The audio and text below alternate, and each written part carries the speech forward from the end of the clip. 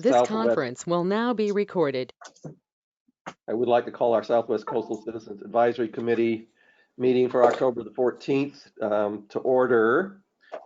And we'll start with introductions. So my name's Charles Dice. I'm chairman of our committee. I live in Cove Beach. I'm Linda Eierman. I am a member of the committee and I'm in Arch Cape.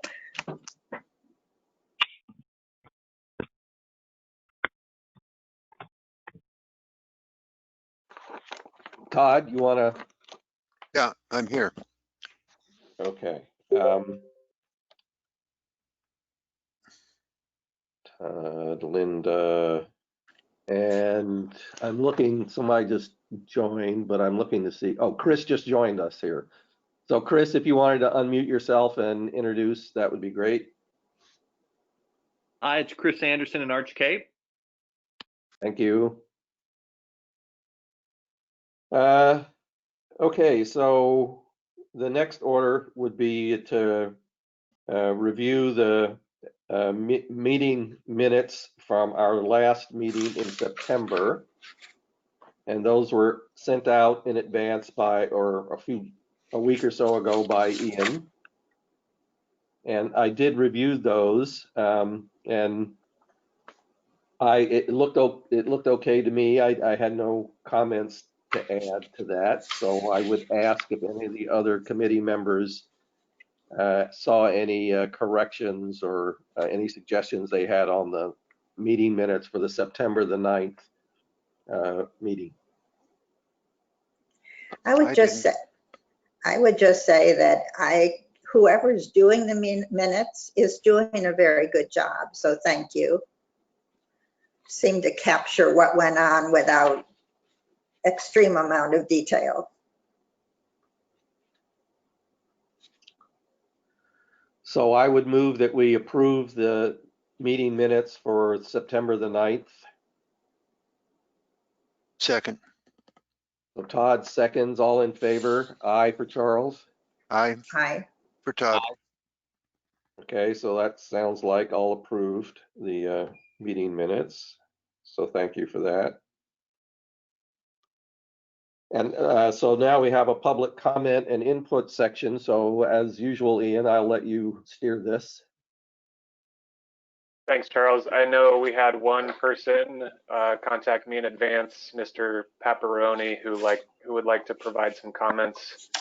So go ahead, Guido. Yes, good afternoon, Mr. Season and members of the SWCCAC, and thank you for the opportunity to provide public comment today. I would like to start by stating that I'm very much in favor of protecting our natural resources. The natural beauty of Cove Beach is the reason why we joined the community in the first place. I would also like to state that I'm a strong believer in equal property rights. I do not believe that the rule of capture should apply to property owners that have developed their lots ahead of others in our community. We all have the same property rights, and therefore all community members should have a voice in the long-term plans of Coastal County, not only permanent residents. Therefore, I commend you for making these meetings available to the general public, and I appreciate the opportunity to provide public comment today. I've got 3 items to discuss with you. The first item relates to the discussions during the September meeting regarding Cove Beach Lake for inclusion in the updated Goal 5 inventory. My first question is if this body of water fits the definition of a lake in terms of minimum area or water depth. For instance, I consulted the USGS Arch Cape Quadrangle for 1985, 2009, and 2020, and this feature does not appear labeled on the map. My specific question to you, is this a lake or a pond? And is there a different policy implication if it were to be called a lake, or if it were to be called a pond? Item number 2 relates to a potential conflict of interest, and I have 2 questions on this as well. First, I would like to understand what the rules are governing potential conflict of interest for members of the SWCCAC board. In particular, if such members own property in the area, and if the feedback provided to modify the goals, in particular for Cove Beach and Falcon Cove, would represent a conflict of interest. For example, what happens if a property owned by an SWCCAC member were to gain value by limiting the development of nearby plots, for instance, in the view corridor over a significant body of water, in the vicinity of wetlands, or near creeks and watersheds? Question number 3, and it's really more of a, it's not a question, but something I would like to propose. Besides the Cove Beach Lake discussion items above, there are other series of conversations scheduled for today, which impact property owners in the vicinity of Cedar Creek, and also property owners near or inside the Falcon Cove Beach Water District watershed. Will those property owners be made aware in time so that they may also provide public comment? I hope you will consider contacting these owners directly and making them aware of the items discussed both in the September and October meetings. Thank you again for the opportunity to provide public comment.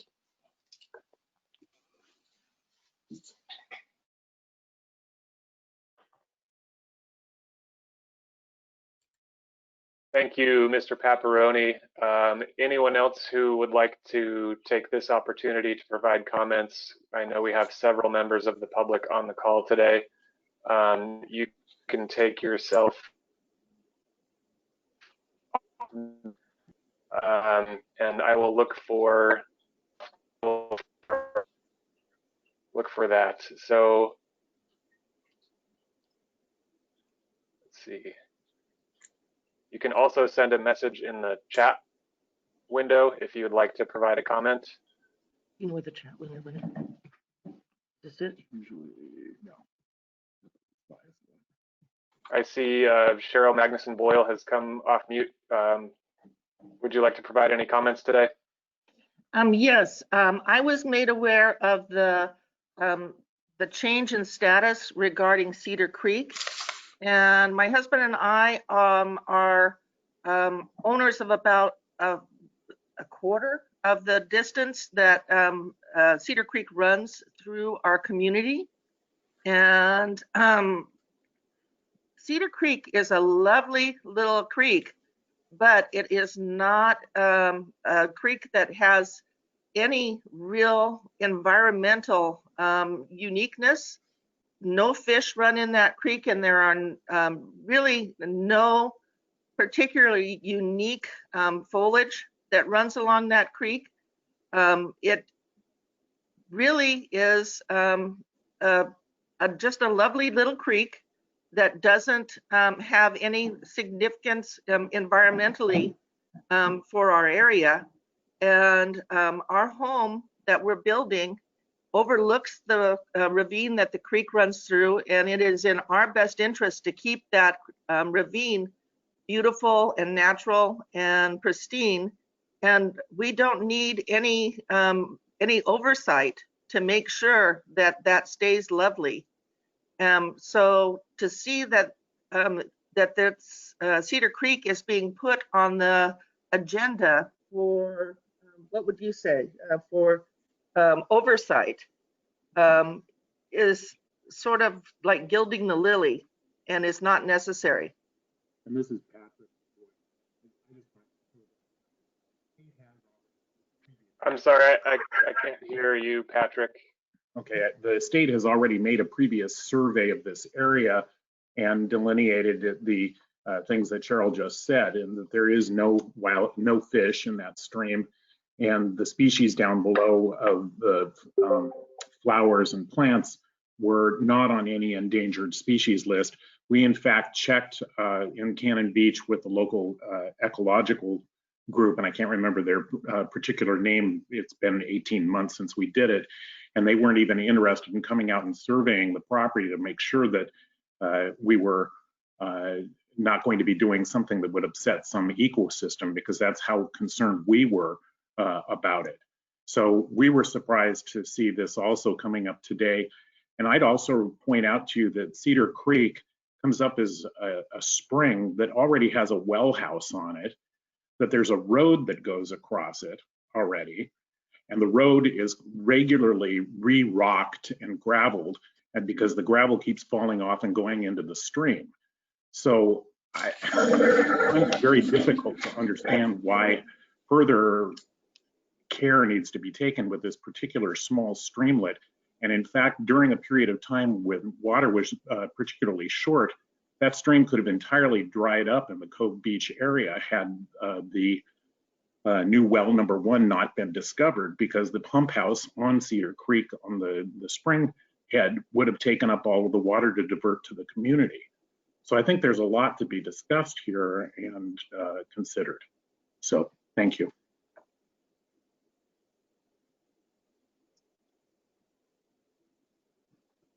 Thank you. Was there anyone else hoping to provide comments this morning?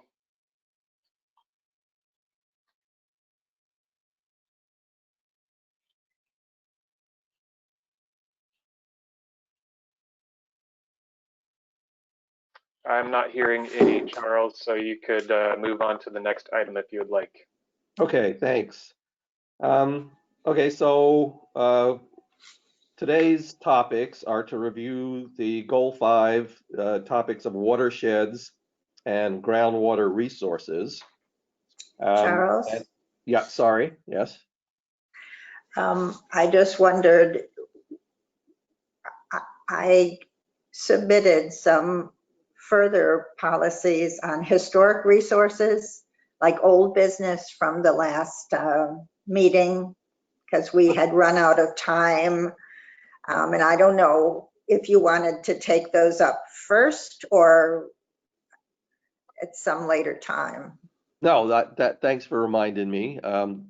It does seem like it would be more appropriate to tackle that as an old business item.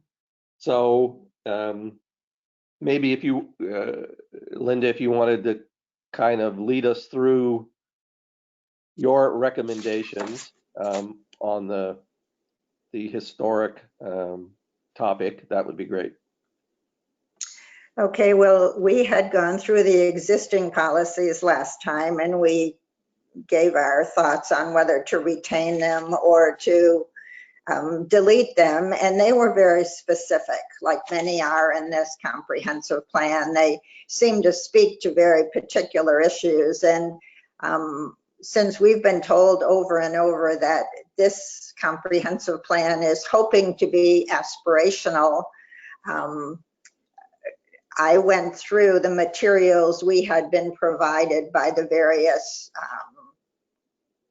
organizations that work with historic resources and just tried to pull together the concepts that they were talking about as being important at this point in time.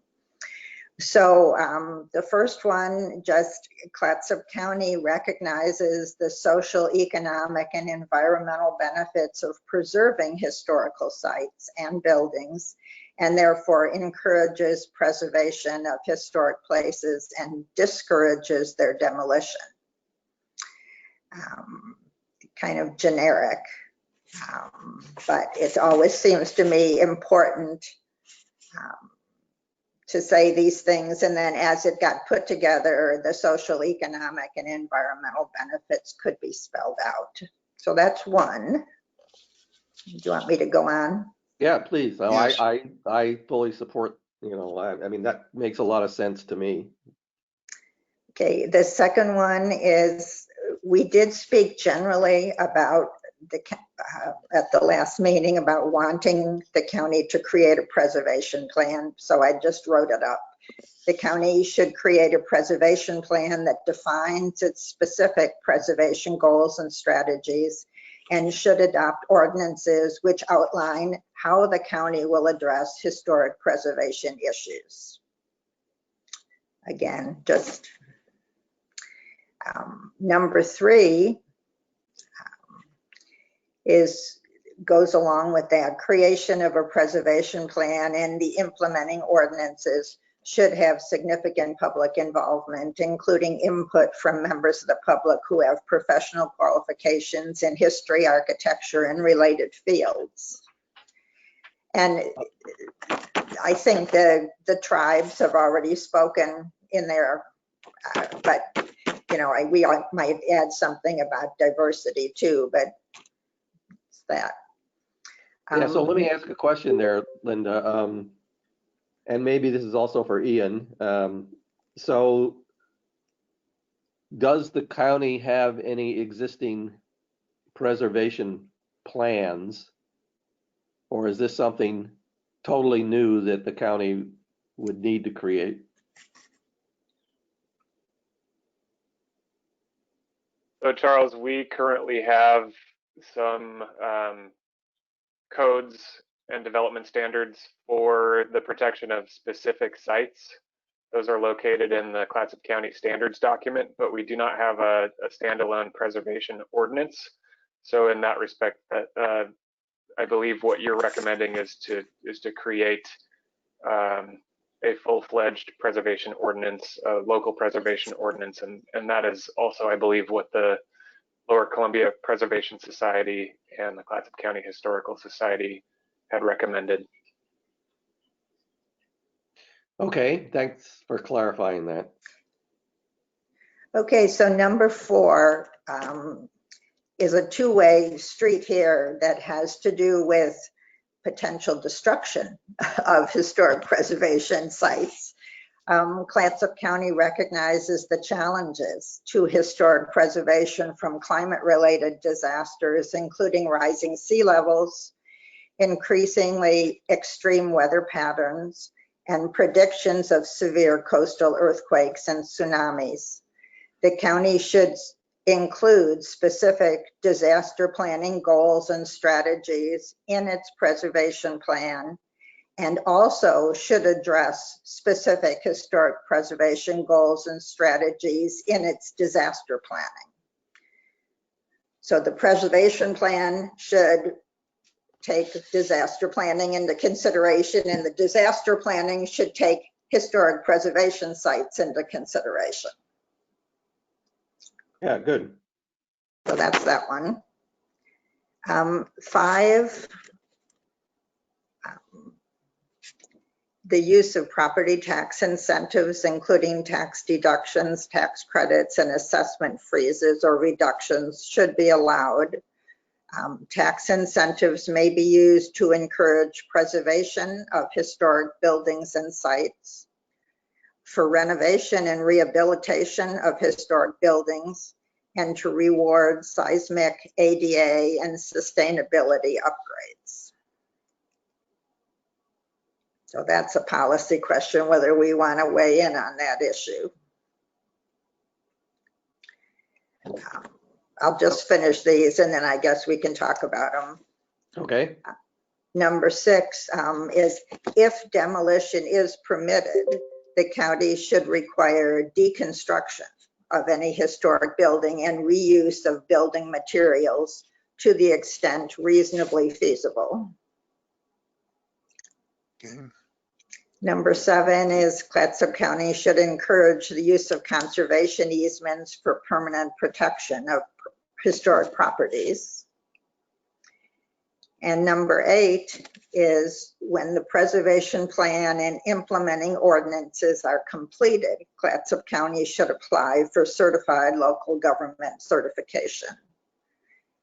That's one of the things we were asked in some materials is, should they do that? And I believe reading it, you can't do it until you've got a preservation plan and you've got your ordinances in place, and then you qualify for grants and public education money. So it'd be a great thing, but Clatsop County isn't ready for it yet. So those are, I have no vested interest in them particularly. They just seem to have arisen from the materials we were given as possible things we could recommend if we wanted to. Linda, Yeah. can I ask a couple questions? Sure. Yeah. On item 5, the term sustainability upgrades, what do you have in mind there? I don't know. enough to really comment on that. Like I say, I lifted things from materials we were given by other organizations. I'm not skilled to answer that. If I Maybe could someone jump in else just, can. if I could jump in just for a second to make a suggestion. One thing that we're doing with all the groups is to sort of streamline the policy review process, is to flag any items that you'd like to discuss further first, and then go back and look at what's left. And if there are consensus items that everyone agrees on adopting or basically passing a recommendation on to the Planning Commission, then approving those by a consent vote, and then revisiting any of the items that have been flagged for further discussion. And again, not worrying too much about wordsmithing, because that can take quite a bit of time. And during the review process, as it goes through the countywide committee and the Planning Commission, you know, these items will be discussed in greater detail. So at the end of the day or end of the meeting, really just trying to decide what recommendations you want to push forward. Okay, thank you. I like all of Linda's suggestions here, and I want to know if the rest of the group would support accepting them all as part of our group's recommendations, so that I can present them to the countywide meeting tomorrow. And I would agree with you, Todd. I think they're all excellent suggestions, and I certainly think, again, in reading through a lot of the background material, as Linda points out, I mean, this kind of lays the groundwork for the possibility to get grants and funding to help with historic preservation, and I think that's a good thing. So I'm fully in support of this. Well, then I move that we adopt these suggestions that Linda's provided and move on. Before you all vote on that, I just wanted to note for the record that Margaret Treadwell has joined the meeting a little while ago, so we now have everybody here. Perfect, thank you. Sorry, I was having some computer problems, so had to restart. Thanks, Margaret.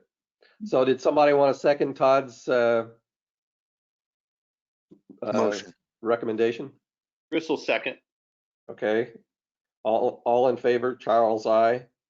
Todd, aye. Chris, aye. Linda, I. Margaret, okay. Margaret, aye. Okay, so that's unanimous. All right, thanks for that, Linda. Appreciate it.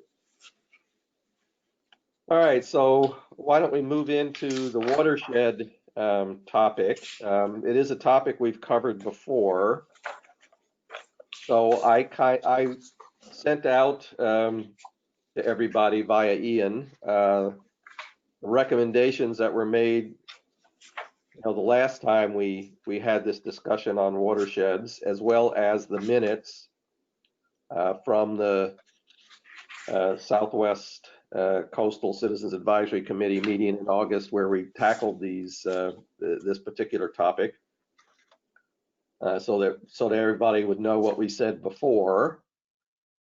And I also sent out some suggestions for other things that we might look at this time around for the topic of watersheds.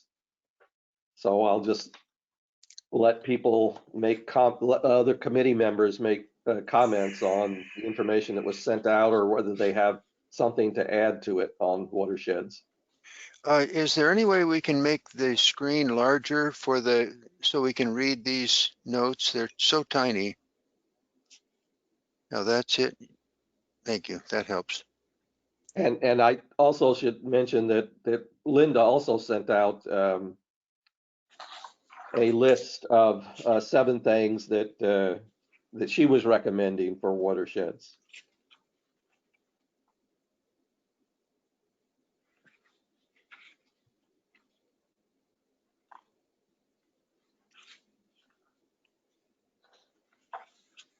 So why don't we, since it's on the screen, why don't we start with Linda's list?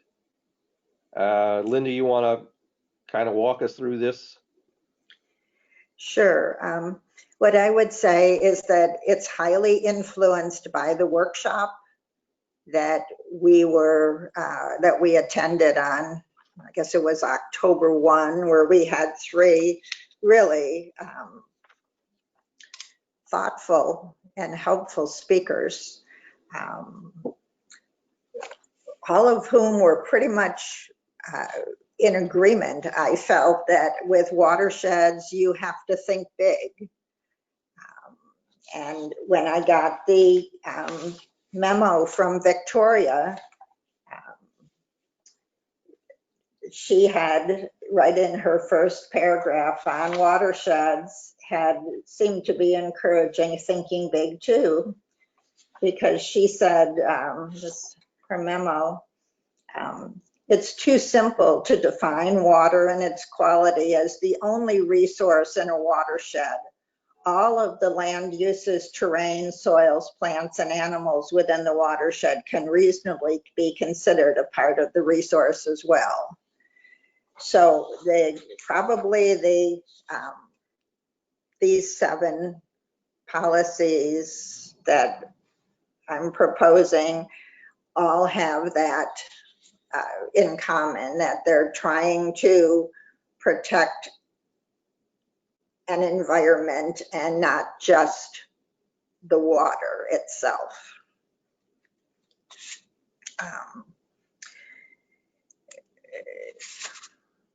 So the first one, you'll recognize, Clatsop County recognizes the social, economic, and environmental benefits of preserving watersheds and has or will adopt ordinances intended to protect, conserve, restore, and sustain the health and functions of the watersheds within the county. I do believe that the comprehensive plan should have a statement of the support for preservation in each of its goals, if that is the goal, and shouldn't just speak to specifics. So that's the point of that. Do you want me to go on? Yeah, please. Number 2, for purposes of watershed preservation, a watershed includes all streams, rivers, lakes, wetlands, and groundwater resources that drain into the same body of water. And number 3, for purposes of watershed preservation, a watershed includes not only the water resources themselves, but also the interconnected land uses, terrains, soils, plants, and animals within the watershed. That's from Victoria's memo. Number 4 is influenced because 2 of the 3 speakers at our workshop spoke to the need for buffers or setbacks around water resources so that they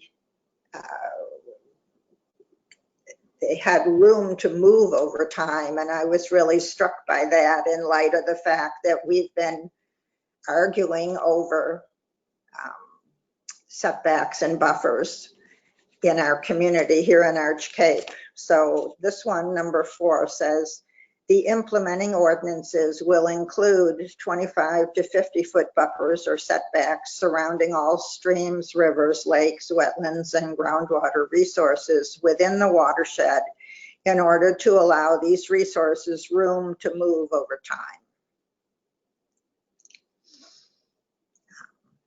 Number 5,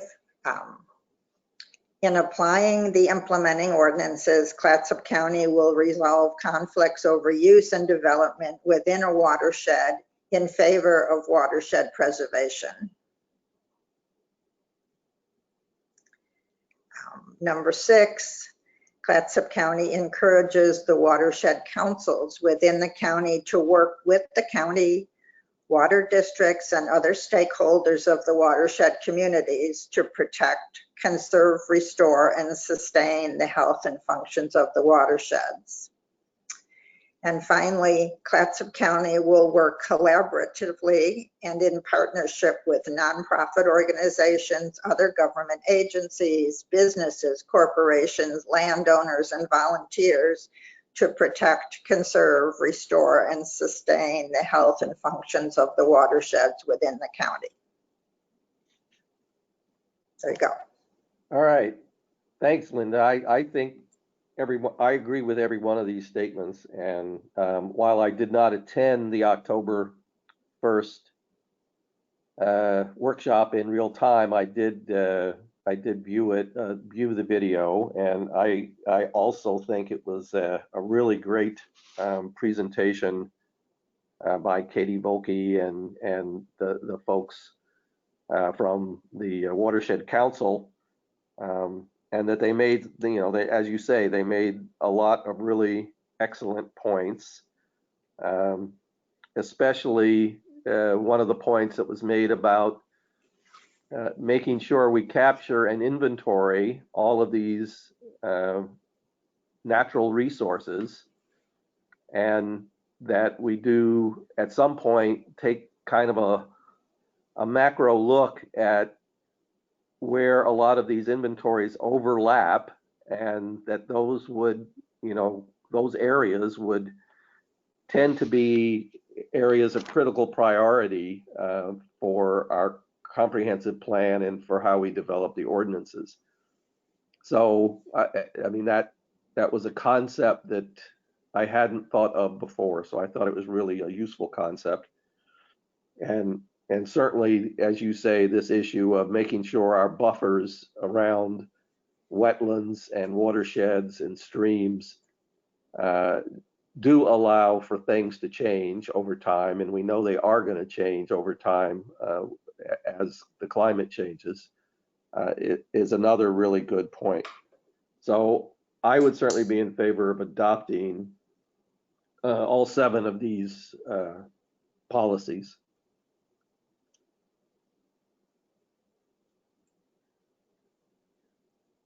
Somebody else want to speak up about their thoughts?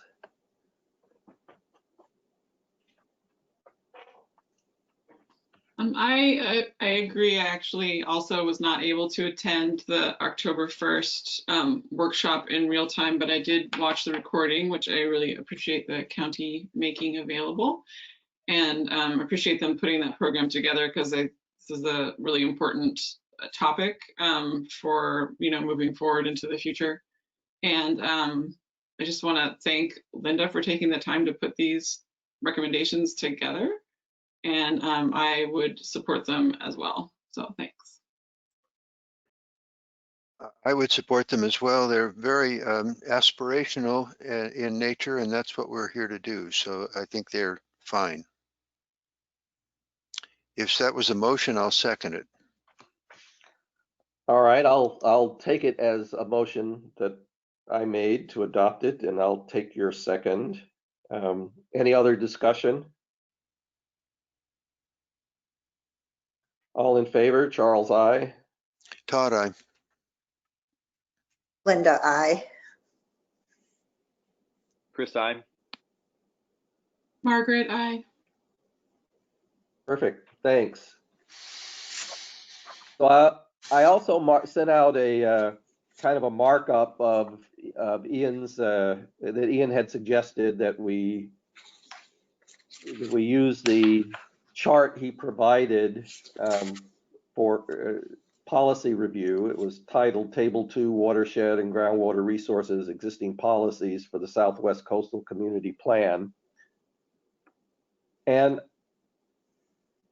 I think this kind of referred specifically to the Southwest Community Comprehensive Plan. And maybe I should have noted this earlier in our meeting today, but I think in your email, Ian, you are suggesting that our committee tackle both the county-wide issues associated with Goal 5 watershed and groundwater resources, and at the same time, consider what we need to look at for the Southwest Coastal Comprehensive Plan update. So could you comment on that? Sure, Charles, that is correct. Looking at the timeline for this project and the amount of time that Goal 5 alone is looking like it will take to get through, staff has proposed bringing the community plans into these discussions to shorten the amount of time on the back end that we would have been potentially rehashing these issues, looking at the community plans by themselves. So we thought it would make sense to streamline the process again by bringing the community plans into the discussion and pulling out the related items. So I have on the share screen the table you referred to, where I pulled out watershed and groundwater specific policies in the Southwest Coastal Community Plan. And then we also have a table, table 1 are the existing countywide policies. And Gail put this one together. And what's really nice about this one is that it also includes some reference to goals, which touch on these same topics to other goal topics. So another way that we can sort of streamline our process and compress the timeline a little bit is to think about how these same topics fit into the other goals. So for example, watersheds and groundwater obviously will come up during goal 6, which is air, water, and land quality. There's a little bit included in goal 7, natural hazards. Goal 10, which is housing, obviously has an effect on drinking water supplies and potentially water quality. Goal 11 is public facilities and services, which would include things like public water supply. Goal 14 is urbanization, and then goal 18 is beaches and dunes, and there's some existing language in goal 18 that's related to groundwater. So it's a pretty lengthy table here at 6 pages with quite a number of policies. So again, the suggestion we're making to all of the groups is to go through these tables and basically flag anything that you would like to discuss further. If you think changes should be made or a policy should be deleted, I will mark that here on the share screen. And then any items that everybody's okay with keeping, again, you can approve those with a consent vote, and we'll just note to retain those policies. Then we can go back through and revisit anything that you flagged for discussion, and I will keep notes right here in the table. I'll keep notes right here in the table as you go through them, and that way we can make sure we've got all of the recommendations down and recorded, and those will get passed along to the countywide committee and then onto the Planning Commission. And then the final item would be table number 3, which is a discussion of proposed new policies. So we can keep that to the end of the agenda, and I will again record all of your suggestions for new policies here in table number 3. Okay, well, with that in mind, I guess I would suggest we tackle the countywide comprehensive plan update topic first, and then kind of save the Southwest Coastal Comp Plan table 2 issues until the end. And with respect to the countywide comprehensive plan, I think what we've accomplished so far is we've adopted in the August meeting, we adopted the recommendations from the list that was provided on 7/25/20. And today we've adopted the list from Linda in her email dated October 13th, 2020. And so perhaps next we should go through these table 1 policies.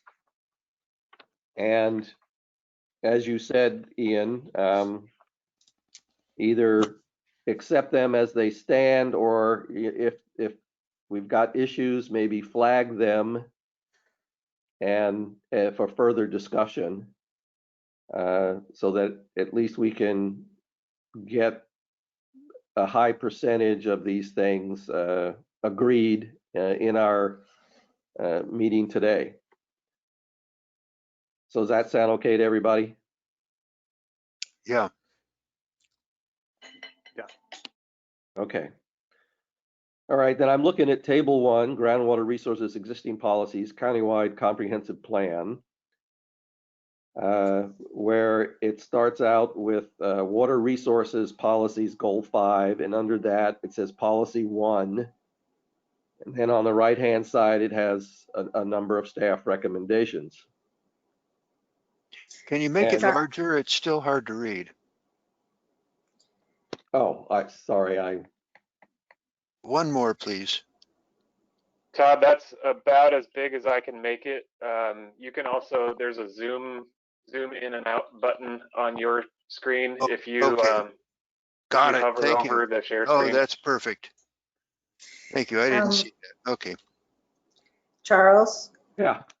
I just wanted to say that at the August meeting, we actually reviewed these because you had listed them in your suggestions dated 7/25/20, and we adopted all your suggestions. So we've already decided that we want the county to retain 1, 2, 4, and 5. Now there's no 5 on here, but 1, 2, and 4 on this sheet.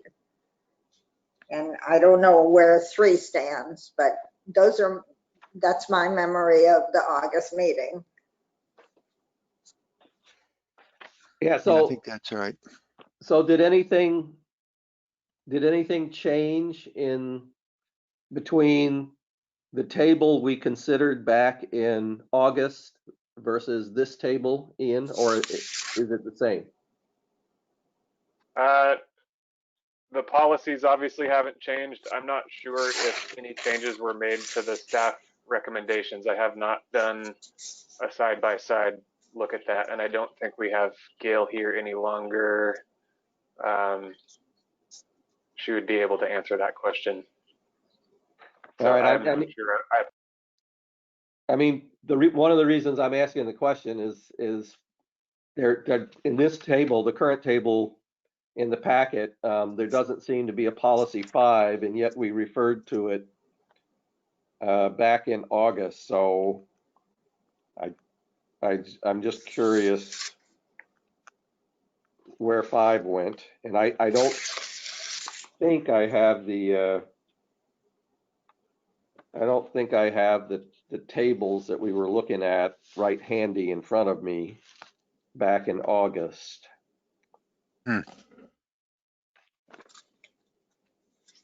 But I'm gonna, for sake of time and clarity, I'm going to have great faith that the policies that are the same, and that we have, as Linda points out, dealt with 1, 2, and 4. And maybe Ian, you can come back to us and let us know what happened with 5. And so then all we need to look at is 3 and then policy 1 on the second page with respect to goal 5 anyway.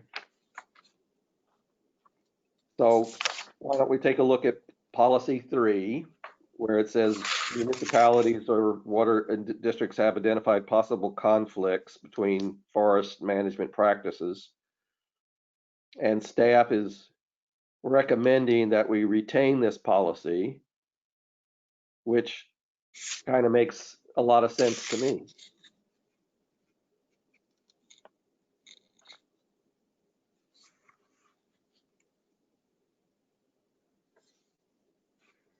Well, I'm fine with that. I don't know why that wasn't what we did before, but it wasn't. But I'm for retaining it. I agree with you.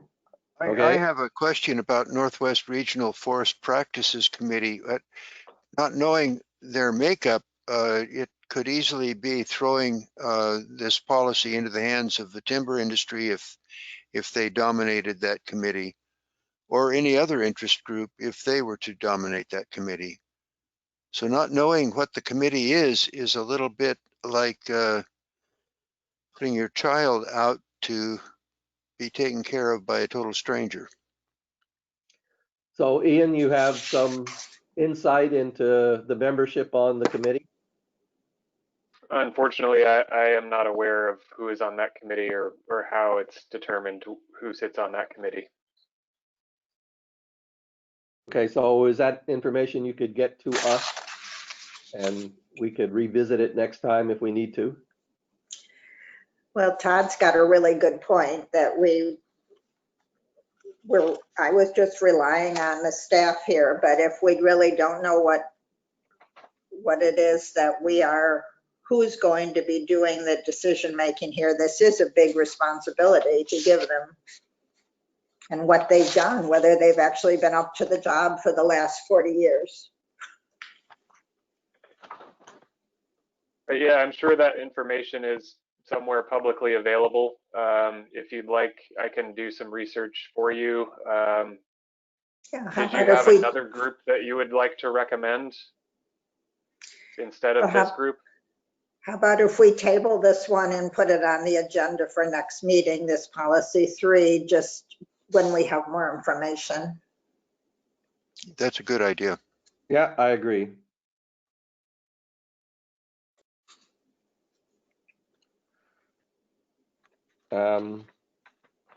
Okay, so let's all agree we are going to table it to next time. And Ian will get back to us with, I mean, the text says it's comprised of citizens qualified by education or experience in natural resource management, but as Todd points out, I mean, fine, they could all be foresters or something, and we don't know. So I can find some information for you and distribute that to you.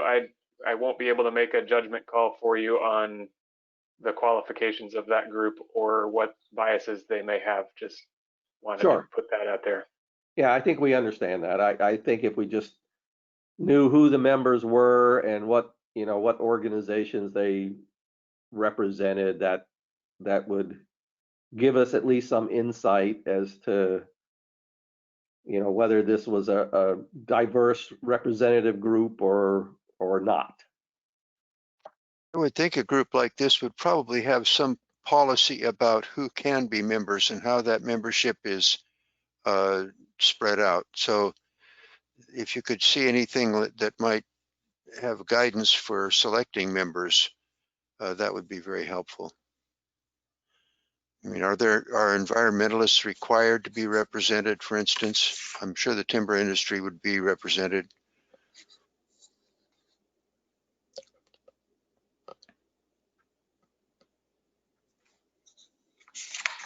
All right, so with that, then why don't we move to this second page here under watershed policies, goal 5, where it says policy 1. Which... Oh, no, that was 5 before. Oh, was it 5? Okay. Yeah, now I see that. Perfect. It was. And then we've already addressed that one and adopted it or recommended to retain it. Yes, and staff's comment is good.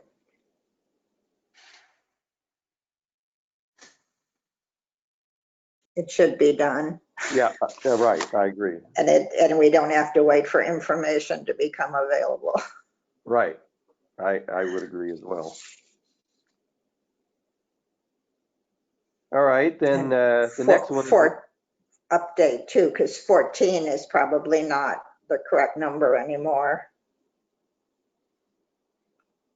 yes, well, but that's, I think that comes up somewhere else as well. I mean, it certainly came up under the inventory list for the inventory of watersheds. I'm not sure we've gotten to it yet, but I know that that was addressed in some of the supplemental materials that we certainly will come on to before we're finished with today's session.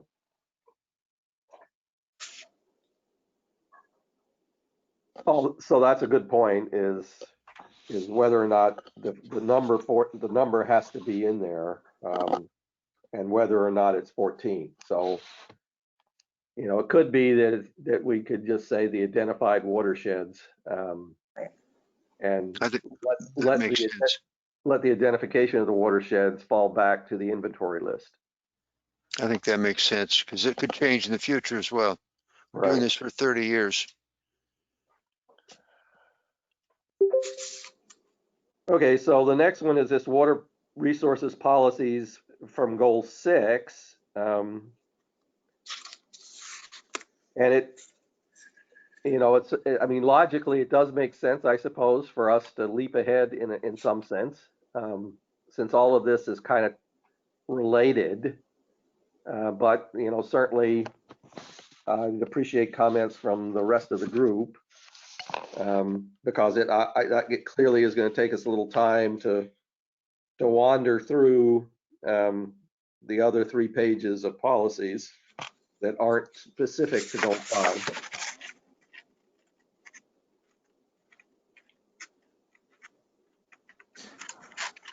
What is goal 6? What is the name of that goal?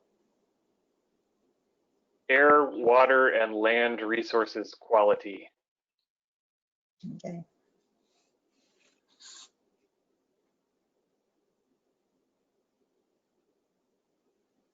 So I'm, you know, like I said, I'm going to defer to staff's guidance on this, that this is a logical way to proceed. But I'm happy to go a different way if the rest of the group wants to do something different. I was interested to know on these, when we're looking at watersheds, if there's a map or something that, and I saw that there was one small one that does designate or show the catchment area for domestic water supplies, both for towns and for smaller groups like collections of houses or individual houses. So I'll put in my 2 cents worth on that question, because I also sent out an email that I think Ian forwarded to everyone, that had several notes on it, and one of the notes at the end was that the watershed for Falcon Cove Beach Water District and Cannon View Park should be added to the inventory list for county watershed systems, which of course would increase the list from 14 to 15, 6 to 16.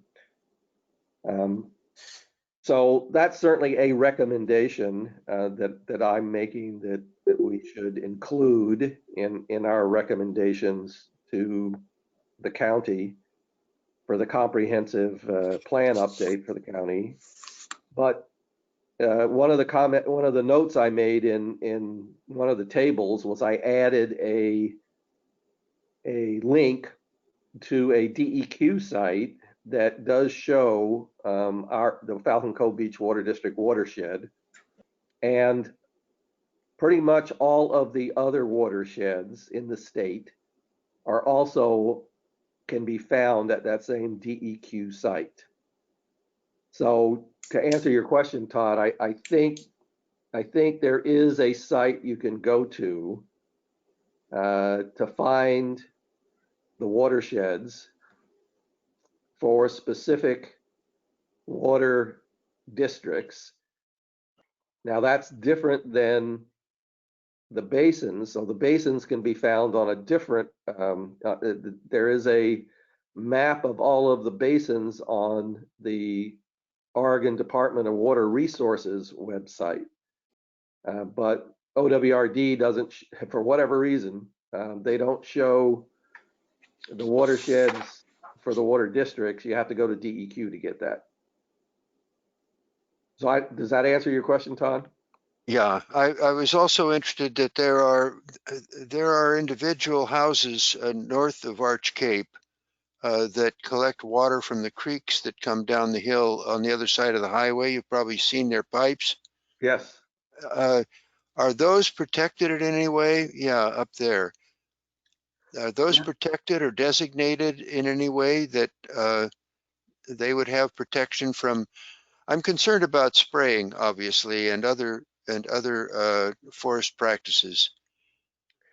Yeah, and I don't think they're included, although Cannon View Park is included. So again, in the materials that Ian sent out, there's a table that was provided by Victoria Sage in a memo that I think it was dated September 23rd, if memory serves. And she had a table of all of the water districts and some information about each of them. Oh yeah, I saw that. And Cannon View Park was included. And she also included Falcon Cove Beach Water District, but she didn't have the correct information for that. So I did provide that in my email of October 13th that everybody got from Ian. So the specific water system that you're talking about is not included on this list. And I suspect it's not included because it, as far as I know, it is not actually a water district as recognized by Oregon Water Resources. It's a hose. Yeah, so I think you make a good point, but I don't know what to do with it. I don't know what to do with it if it's not, if it's not on somebody's radar or list. Okay. And then a couple more questions. Oh, sorry. I was just going to say, it's in our district, it's in our region here, so we should be, I guess, responsible for it. Maybe we need to find out more. You're talking about the one that runs over to Norriston Park there. Yeah. Between, Yes. yeah. Right. Yeah, I agree. I'll try and reach out to find somebody that we can talk to about that system, but I'd ask Phil Check if he can help you figure it out. Yeah, good idea. I'll ask Phil. Either Phil or Steve Hill, one of them ought to know. And then just for my education, who polices the quality of the water? Is that the state? And how often do they do that for these water districts? Maybe you know that, Charles. Yeah, so for any water district that is a water district recognized by the state, there is a long list of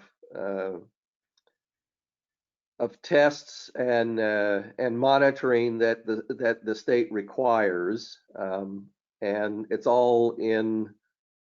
Yeah, I think it's ORS 333- something or other, but there's just a whole long laundry list of periodic tests. Some of them are monthly, some are yearly, some are every 3 years, some are every 9 years, but there's a very extensive list of tests that have to be done.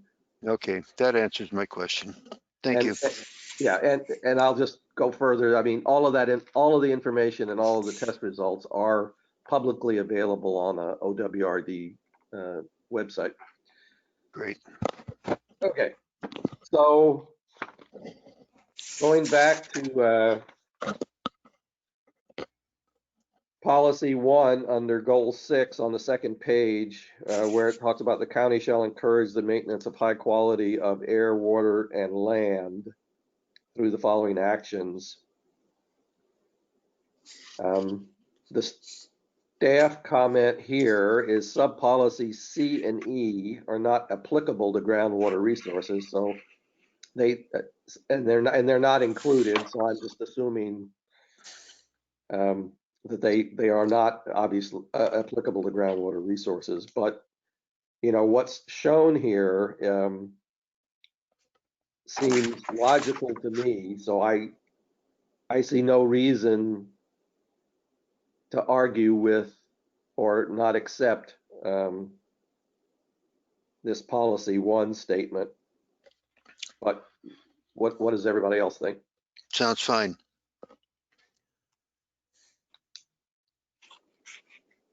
I think it seems those 3 things seem fine. It seems possibly incomplete, like there should be other ways that the county could do this, but I wouldn't know what they are at this point. So they seems fine. Okay, then we'll say that one's acceptable. And then at the end, we'll come back and once we've gone through all of them, we'll just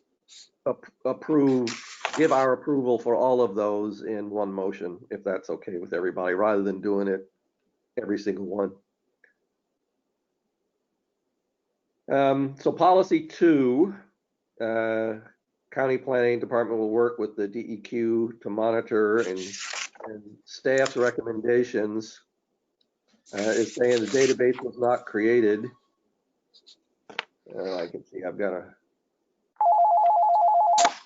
mute myself until my phone quits ringing, so somebody else can make their comments here. Oh, never mind, it quit ringing.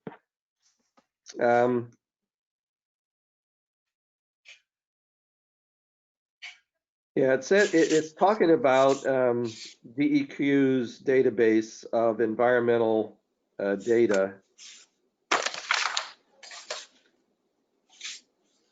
And staff's recommending to delete the policy as this data is collected and maintained by state agency and is readily available on the internet. And just based on what I know as a water district operator, as I just said, that all of that data is available on the Oregon Water Resources website. So I would tend to agree with the staff recommendation to delete this policy unless there is unless DEQ is looking at something different than what Oregon Water Resources looks at. And I've never seen the DEQ database, so I don't know what's in there, and maybe Ian does. You know, this says this staff is saying there is no database. There never has been at county level, and they don't need one now because the state has preempted the field. So that's enough for me to say delete it. Okay.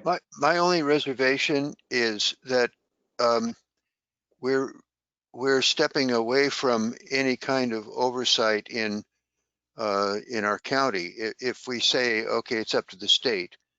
I'm thinking of what happened down in Garibaldi, where the system was flooded with toxic runoff from the timber industry. It seems like there would be some way that we should have some input to the state if we see, particularly if we see something going wrong.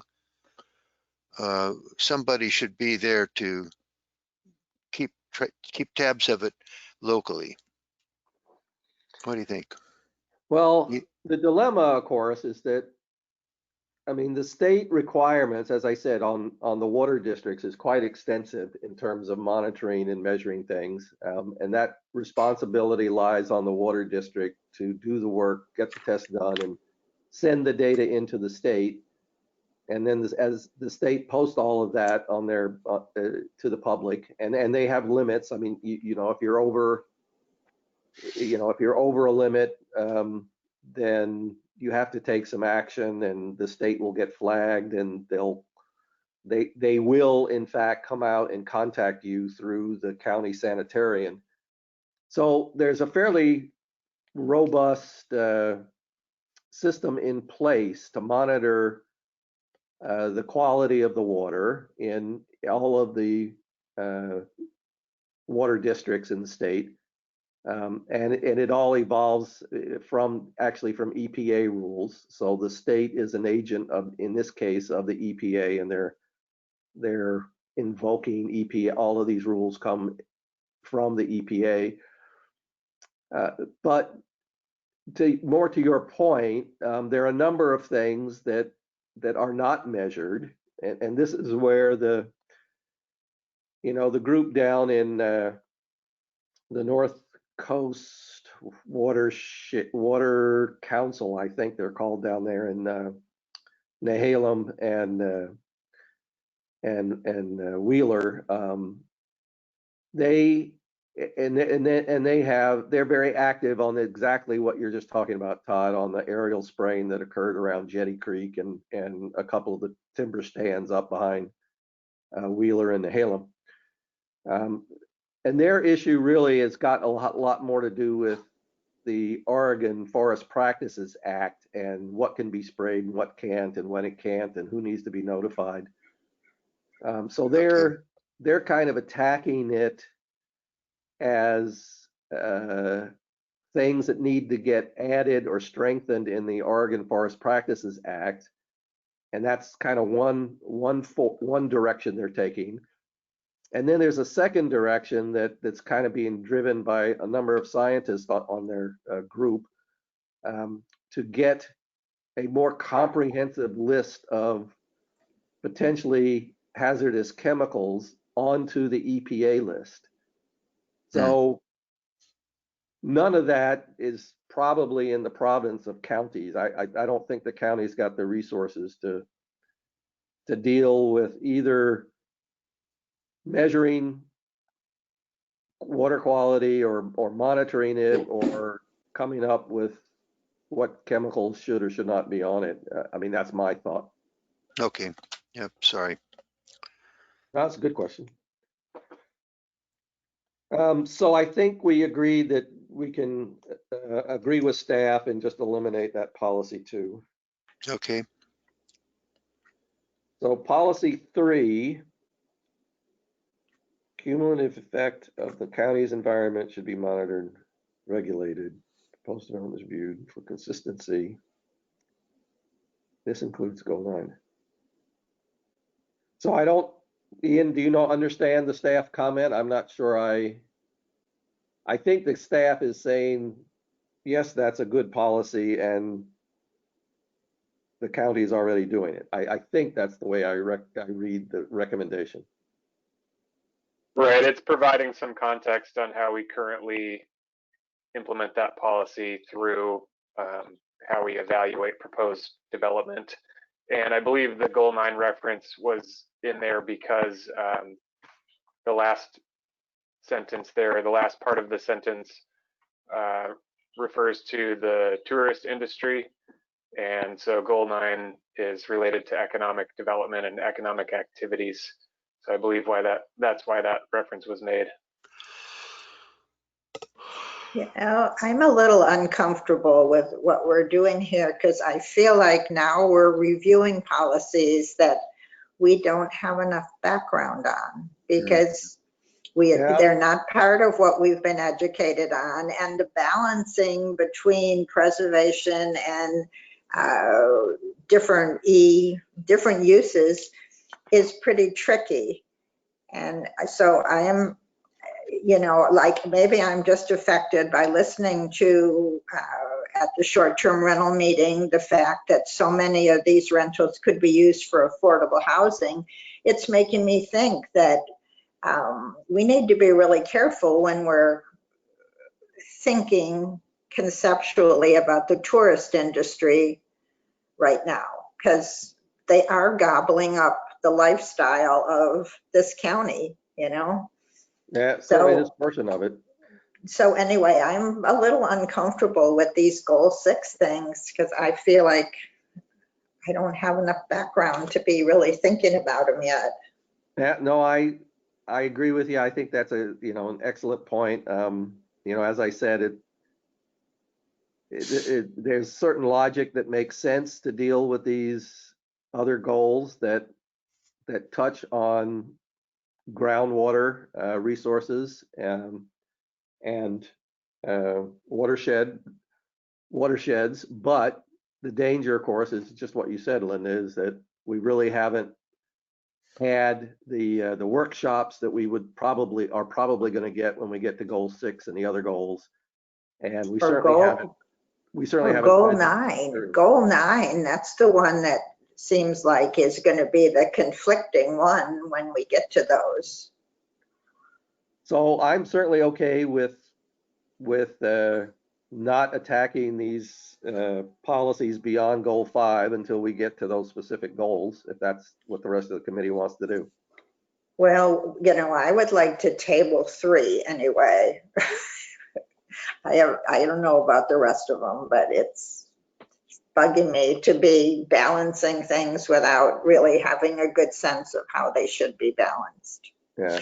Well, isn't there a way we could state our objectives in a aspirational way that didn't really, I mean, obviously the planning needs to have public input, and public isn't expected to know technically all the details of any of these things, but our guidance should be there. And I think that's kind of what we should try to do. Well, I guess from my standpoint, I mean, clearly when we get to goal 6, we're going to look at these exact policies again. Even though goal 6 obviously is going to be broader, and this is just going to be a piece of the various policies with goal 6. But at least when we get to goal 6, we will have had, the materials to review, and hopefully we'll have had a workshop or 2 on the goal 6 stuff, so we'll be better educated. So I think, maybe that the better argument is let's deal with these when we get to those goals. And if it's a little bit redundant because it deals with watershed stuff that we already dealt with, then so be it. But at least we'll certainly be a lot more knowledgeable by that time about watershed and groundwater resources. Yeah, that sounds good to me too. All right. Is everybody in agreement with that? Oh, I feel so bad for you, Ian, because you guys thought this through how you wanted us to do it. Well, the work Well, they've done. you are ultimately driving this process, so we can accommodate what you'd like to do. You won't have to redo any work because you've done your staff comments, and they'll just be plugged into the next round or subsequent round. It'll be the next one. Yeah. Keep in mind too, with all these things, that there will be a sort of a back and forth process once we take the recommendations we receive. The same thing we did with goals 1 through 4. We'll start drafting new language and throw that back to you to review. So you don't have to come up with the perfect solution today, because there will be another time to take a look. So if you can get your recommendations down and give us some direction, then we can work on it and bring it back to you. And so you don't have to make any final arguments or decisions right today. Good. Oh, Chris and Margaret, are you guys okay with tackling the rest of these items in this table 1 when we get to that specific goal? Yeah, seems to make Yeah. sense. Yeah. Okay. I'm good with that. All right, then I think that covers everything we needed to cover for the county-wide comprehensive plan. So I'm going to suggest we look at the table that Ian sent out that's specific to the Southwest Coastal Community Plan, which was Table 2, that talks about watershed and groundwater resources.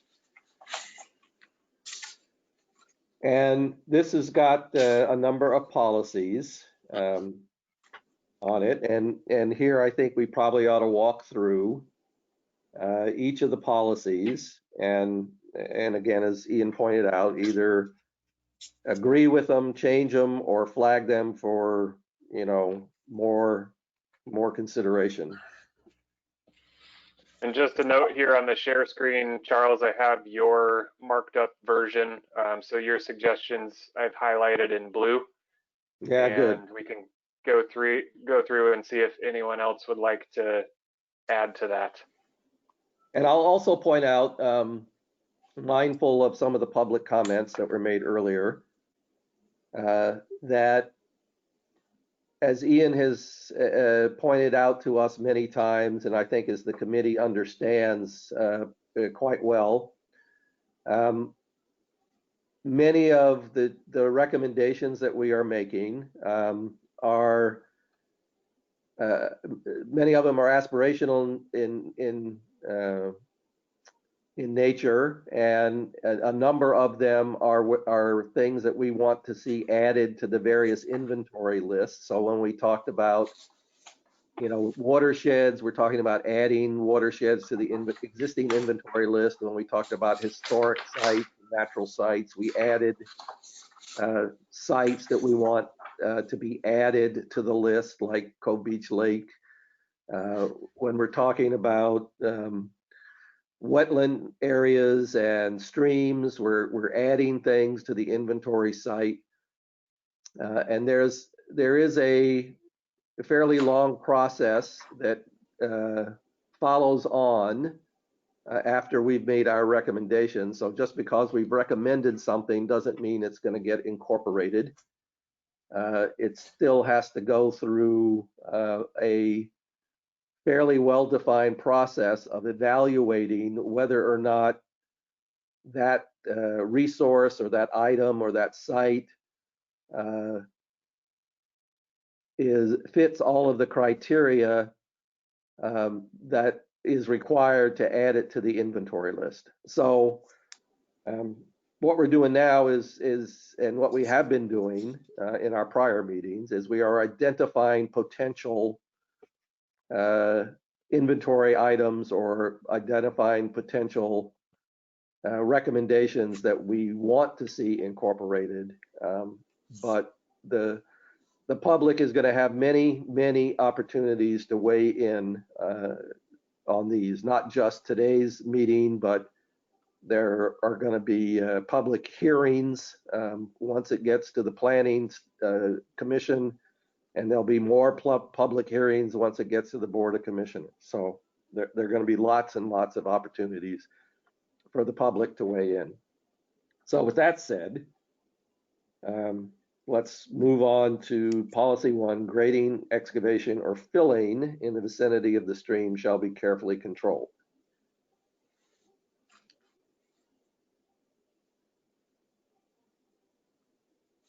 So my recommendation, so I'm nervous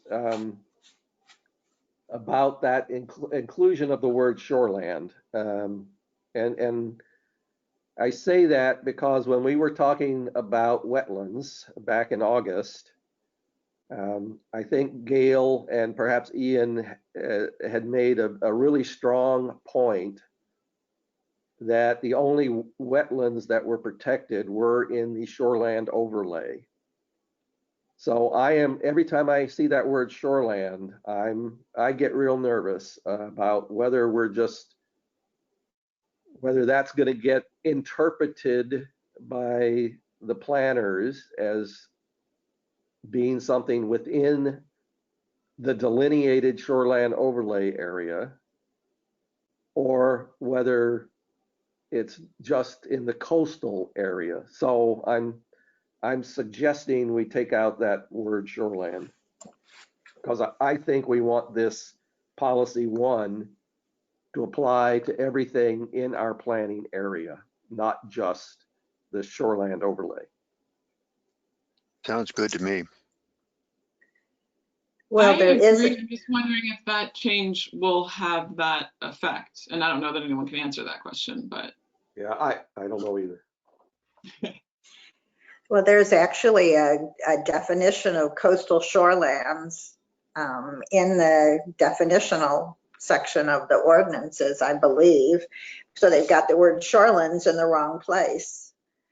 And so it would make more sense to say coastal shorelands and stream policies, but the word stream is what bothers me, because there's, you know, these water sources are not just streams. You know, there's creeks, there's wetlands, there's all these things. So I don't like the word stream. So I would probably say coastal shorelands and water resources or something policies, you know, and try to broaden the word streams. Riparian corridors, I don't know. No, that's good. That's not it. Yeah, so my recommendation is take the word shoreline out under the title and just call it coastal and stream policies. And I understand your point about how do you define a stream. And I don't know that stream is a defined word. I guess personally, I'm kind of okay with leaving the word stream in there, because and it's probably just my personal interpretation, is that, you know, to me, is a stream is anything that's got water that runs in it either occasionally or all of the time. I mean, in my mind, that's kind of a stream, but everybody could argue with that, I suppose. Would water courses be an alternative? General alternative?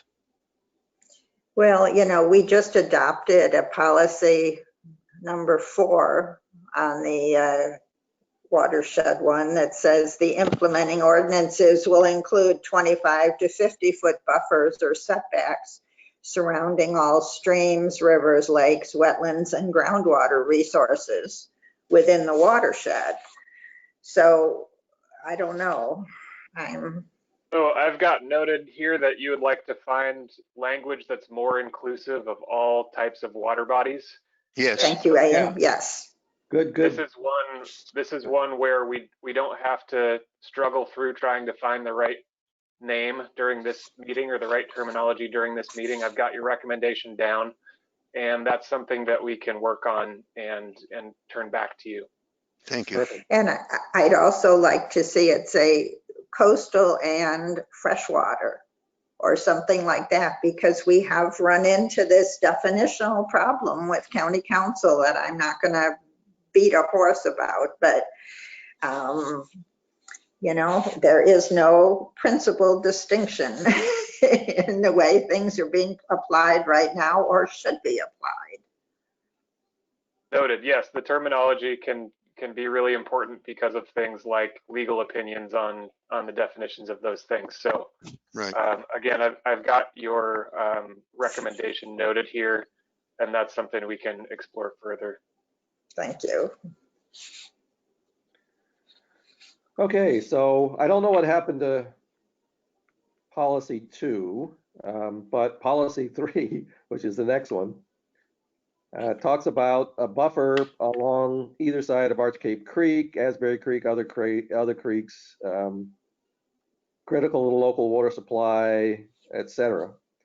And so I've made the recommendation to add Cedar Creek, because down here in Cove Beach, Cedar Creek is the overflow from our primary water source, which is the North Spring. And in my mind, Cedar Creek is just as important to us as Arch Cape Creek or Asbury Creek is to the Arch Cape Water District. So my recommendation is to add that. Again, you know, that's going to get subject to the normal process of evaluating whether that makes sense or not, and whether or not it meets the criteria. So I think it will get plenty of study before it eventually makes its way into a recommendation that goes to the Planning Commission.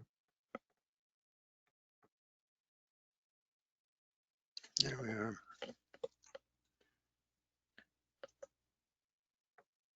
So that anybody on the committee have any other thoughts on policy 3? Well, yeah. Okay. Well, and of course there is no advisory committee. That's where you were going with that chuckle, Linda. Well, yeah.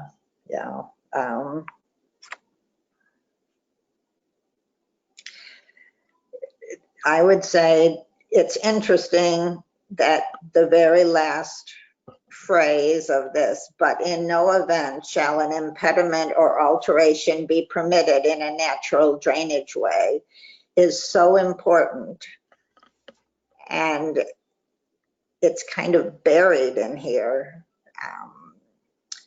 If you watch the training thing, and do you remember the green map that Katie Volke had up? She called it the green infrastructure, where, you know, there's actually a highway for water and habitat, just like there is for humans. And that's reflected here, but it's buried in a lot of verbiage that is now obsolete since we have no advisory design review committee. So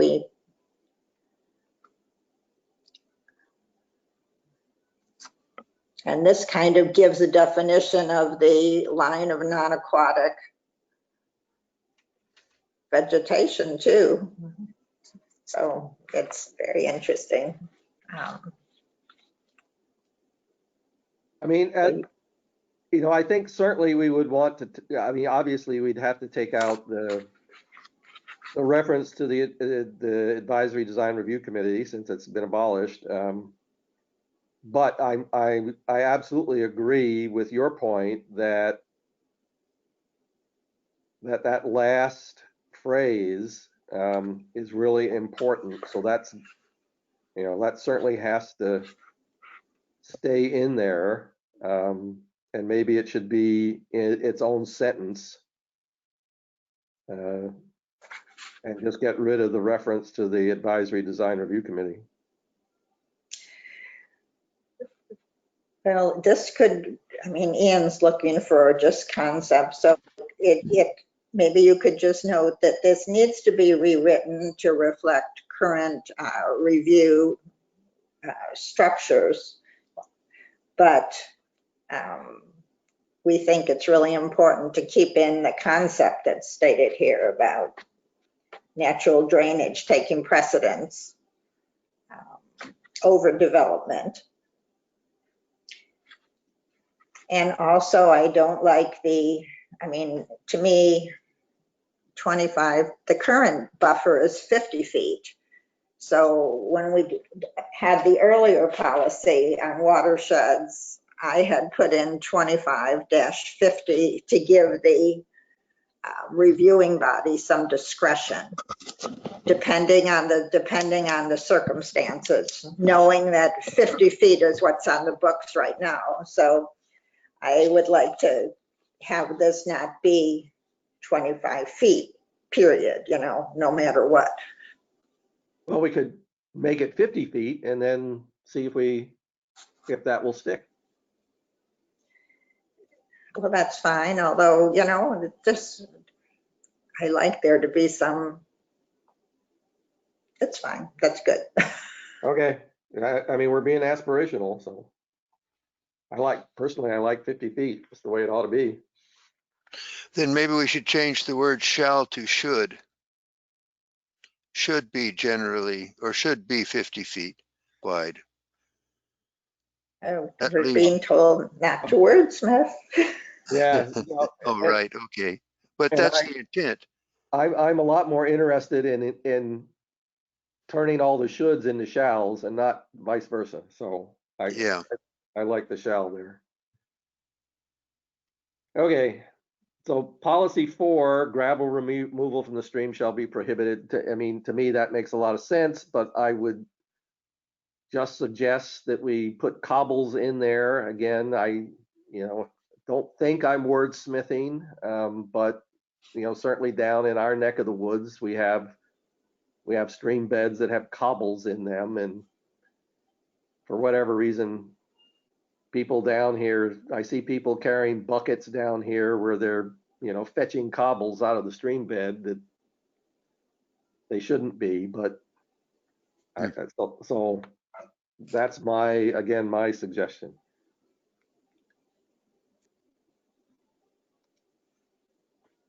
Everybody okay with that? yeah, it's okay with me. Sure. I'm Okay. concerned about 50 feet because some of these lots may be only 100 feet deep.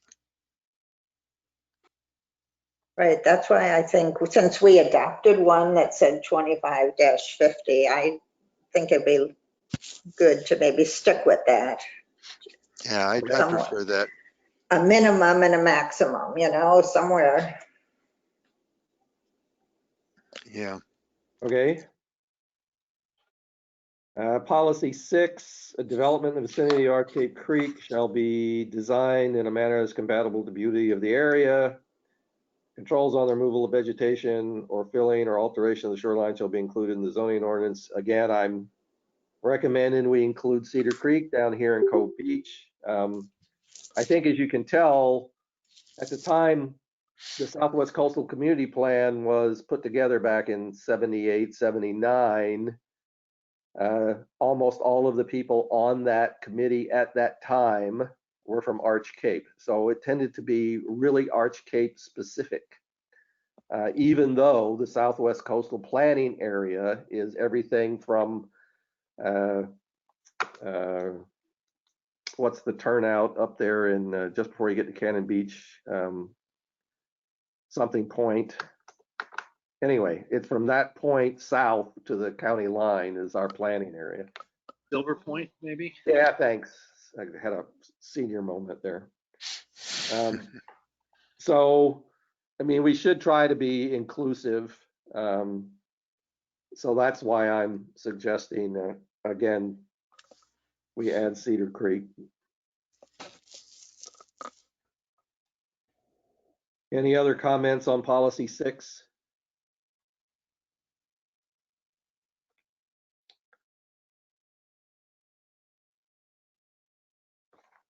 Okay. nope, sounds fine. And then there's community concerns recommendations. Recommendation 2, all the watersheds in the plan area need to be more clearly defined and mapped. So I've given a link to that DEQ map, that watershed map that I referred to earlier. Right. I think the recommendation is really good, and under that recommendation, to your point, Todd, I would hope we would have at the end of this process, we would include some mapping to go along with those other water supplies from the guys around Arcadia Beach and Grand Lane. Right. Just a side note for you all, the department is working on a GIS layer for watersheds to add to the county web maps. It's in the list among many other projects, so I'm not sure what the time frame is for completing that, but it has been added to the list of projects for the department to do. All right, good. And then under the topic of rural land policies, there's a policy 3 that talks about watersheds. All watershed areas need to be defined and development in the surrounding city shall avoid degradation of the water quality. I really like that statement as a goal or a policy. So I personally, I'm happy with leaving that in there. And I don't have anything to add to it, I suppose. Everybody agree with that? Yep. And Margaret and Chris, you guys are allowed to chime in. Oh yeah, it's just the mic on, mic off complexity. I see. Okay. But yeah, all good so far. Mhm. And then the last is the conservation other resources policies, again, where there's a policy 2 that talks about watersheds. So watersheds for the community water systems in the area shall be protected by the Forest Practices Act. So this one, harking back to the conversation we had earlier about the pesticide spraying stuff down in along Jetty Creek and in the Wheeler and the Halem areas, and there are a lot of their issues with the Forest Practices Act. It seems to me, I'd certainly like to see the county go above and beyond the Forest Practices Act with respect to protecting our watersheds. And it seems to me that's in the county's interest, because the communities in the county can't survive without safe, clean, abundant drinking water. Right. And for the counties to just, give up, at least in my mind, give up or cede control to the Forest Practices Act is not, in my eyes, in the best interest of the citizens of the county. But this may be a battle too far for what we're doing. But my recommendation would be that we rephrase this somehow to say that watershed protection, it shouldn't be limited to the Forest Practices Act, and that there should be no chemical spraying in the watershed. Yeah, I agree with that. And the last sentence in this, it just has timber industry written all over it, that they are to be notified, water districts are to be notified, and an effort is to be made to prevent adverse impacts. That's hardly anything. I mean, you could call anything an effort. There's nothing that assures that there would be no adverse impacts. Do you get my drift on that? No, I'm 100% right there with you. As I said, I would like this to say something to the effect that that the county will go above and beyond the Forest Practices Act when it comes to management of watersheds in a way that is not detrimental to life and safety and supply of water in community watersheds. Domestic water, any domestic water supply or domestic water. We could say something about like, like substantiating it, like the reasoning why we would need something beyond the Forest Practices Act, like just about our small watersheds that go right into the ocean, that sort of language might be good to add.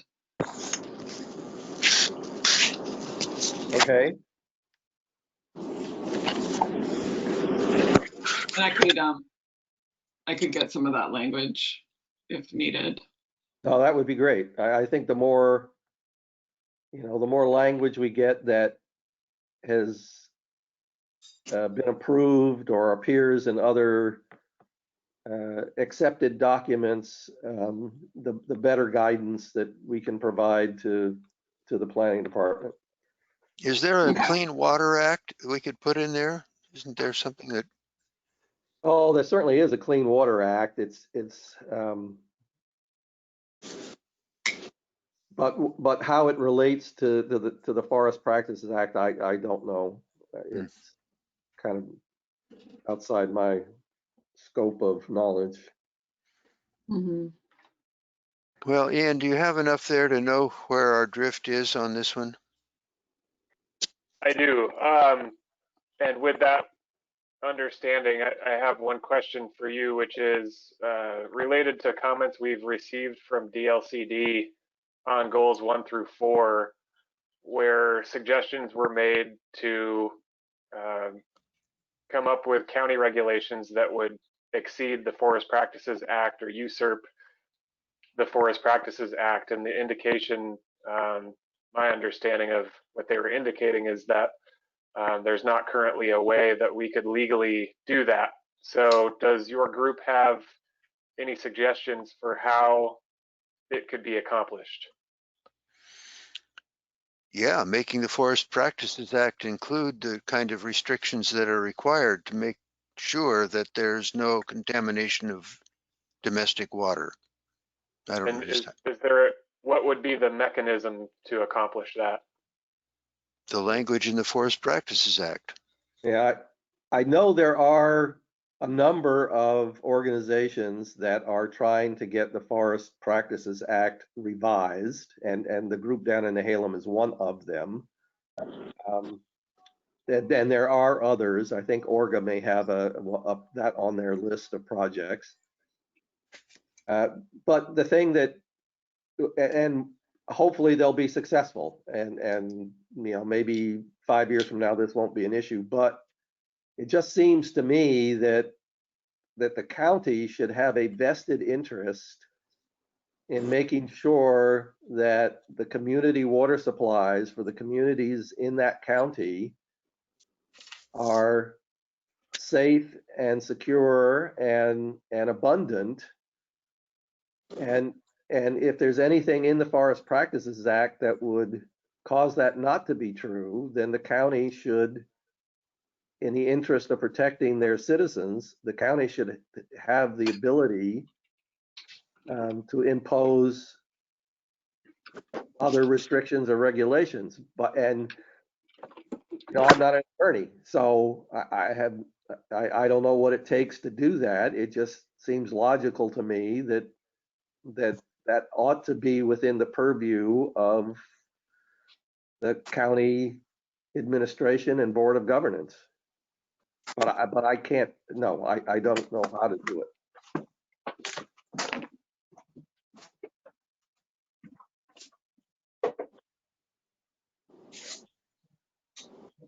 All right, so I think we are about out of time. So Ian, so does the committee members have anything else they want to say before I ask Ian to carry on with the public comment? Not me.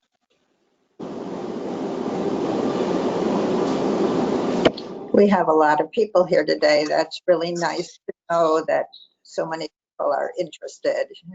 Encourage public comments, please. Really helpful. All right, Ian, I'm going to turn it back over to you. Okay, so the next item on the agenda is any further public comment and input. I would request anyone who would like to provide comments, if you could please write them in the chat window. We have one there now, which I will read for the group. And if anyone else would like to add any, please put them in the chat window. And then we'll go through one final time. And if anyone wasn't able to get chat to work, you can take yourself off of mute and give your comments orally. So in the chat window, we have a comment from Cheryl Magnuson Boyle, which says Cedar Creek has impediments with the pump house removing most of its water already. Also, there is a serious impediment to flow with a culvert under Ray Brown Road going over it. This is a small drainage and an unimportant drainage, not putting any impact on the quality of the water quality of the community. Adding this measure to include Cedar Creek makes no sense. Might as well include the street drainage ditches.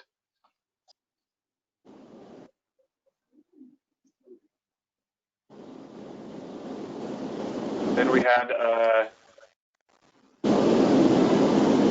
comment from Mr. Paparoni that he was interested in any responses the group had to his initial comments provided before your discussion.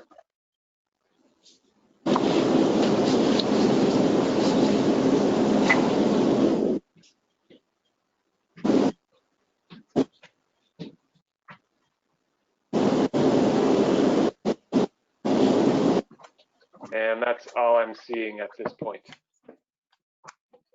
Oh, sorry, we have one more coming in from Steve Shipsey regarding addressing concerns with the Forest Practices Act, and he notes that it would require legislative changes.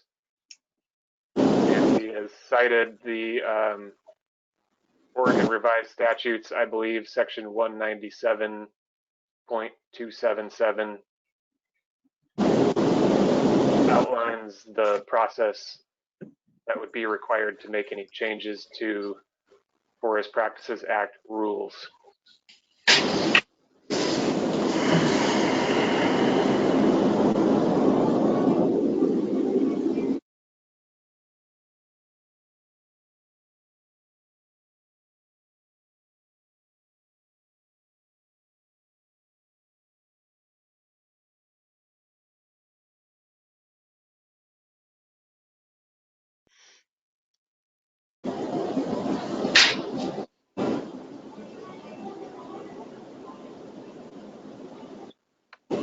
I have just one comment Okay. about this Cedar Creek. The way I read the policy now, it's included if it is important to the water supply, whether it's named or it says Arch Cape Creek, Asbury Creek, and other creeks and drainage ways critical to local supply and erosion control. So if in fact true of Cedar Creek, it's included whether it's named, and if it doesn't meet those criteria of being critical to local water supply and erosion control, it's not in there, whether it's named or, well, maybe if it's named, but I mean, it depends on its function more than whether it's actually named policy.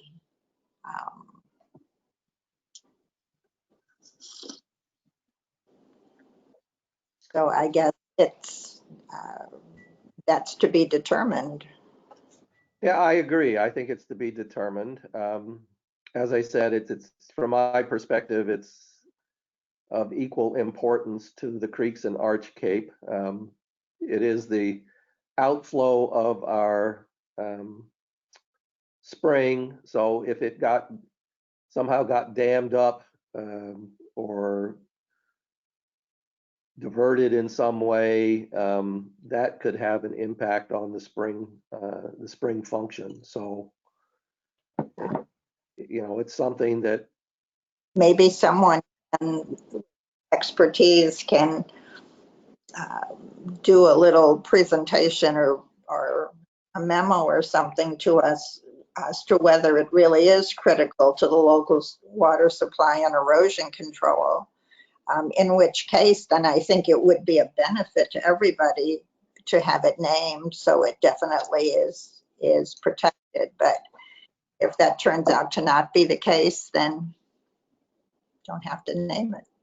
yeah, I If I agree. could chime in here, just to reiterate, with any Goal 5 inventory, there is a process that nominated resources would need to go through to be officially added to the inventory. So we can't simply just say, you know, everything that has been requested will be placed on the Goal 5 inventory and protected under Goal 5.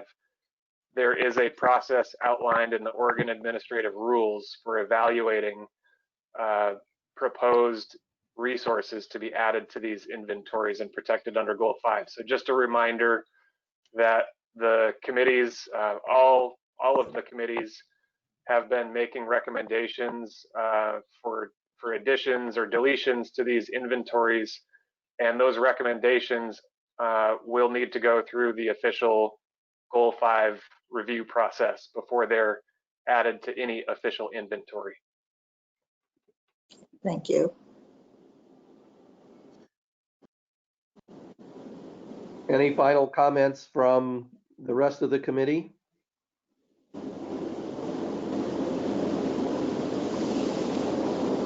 No. Does somebody want to move we adjourn?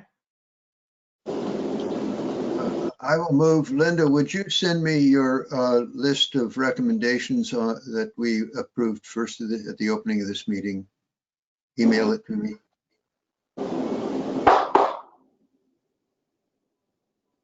I so move. Let's adjourn.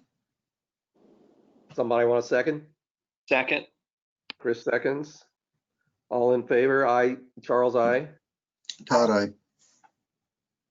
Chris, aye. Margaret, I. All right, great. Thank you, everybody. Thanks for the people that submitted their comments from the public. Thanks, everyone. Bye-bye. Thanks, Ian. See you in a month. Yeah, Thanks, thank Ian, you. for being on top of everything. Sure, thank you all. Thank you all. Oh, Bye one now. final item for the committee members. I apologize. We've already got a couple leaving, so I'll follow up with an email. But we have a holiday at your next meeting, and so I apologize I didn't put this on the agenda. So we need to set a new meeting date, and we could either go a day forward or a day backward from the scheduled meeting date, which was November 11th. Or if there's a better date that works for you, we could do that. And if it would be too difficult to figure out now, I can send out a schedule poll via email if you'd prefer that. I'm not available on Tuesday mornings, so that wouldn't work for me. The 10th wouldn't work. The 12th would be fine. The 12th is fine with me. 12th is fine with me. When is the countywide meeting in November? One moment, let me check. Good question.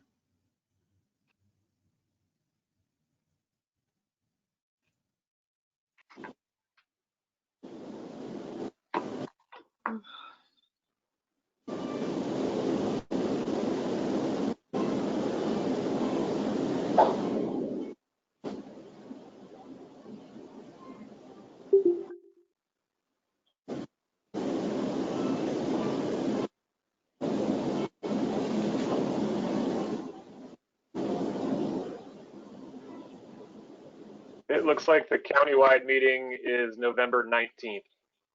Okay, Great. then I'm good with whatever. Chris, you okay with the 12th? 12th works. All And right. would that be the same time of day, 10 a.m.? Yes. Yeah, I think so. Good. All right, I will confirm that with you all via email. Thank you. Thanks. Thanks. Thanks, Ian. Bye-bye. All right, bye, Bye-bye. everyone. Bye-bye. We know how to get out of here.